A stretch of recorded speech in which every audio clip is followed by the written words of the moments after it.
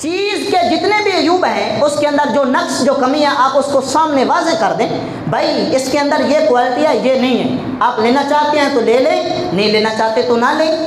اور یہی ہمارے سلف صالحین کا طریقہ ہے، میں بھی بیان کروں گا۔ حضرت واصلہ بن اسقع یہ فرماتے ہیں، میں اس جگہ پر موجود تھا جہاں جانوروں کی تجارت ہوتی تھی۔ میں نے ایک اونٹ کو دیکھا جس کے پاؤں میں سوراخ تھا۔ ایک گاہک آیا، وہ اس بندے سے وہ اونٹ 300 درہم کا خرید کر لے گیا۔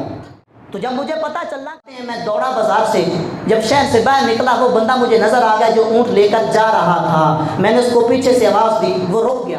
میں نے اس کو جا کر بتایا اس کے پاؤں میں سوراخ ہے۔ وہ بندہ واپس آ گیا بازار میں، جس سے اونٹ خریدا تھا اس کے پاس آیا اور کہنے لگے میں نے تیرا اونٹ نہیں لینا کیونکہ اس کے اندر تو یہ عیب ہے، تو نے بیان نہیں کیا۔ اب اس مالک نے کہا کہ تم 100 درہم واپس لے لو، 200 درہم میں یہ اونٹ لے جاؤ۔ اب وہ بندہ حضرت واصلہ بن اسقع کی طرف متوجہ ہو کر کہتا ہے تو نے میری بے میں فساد ڈال دیا ہے۔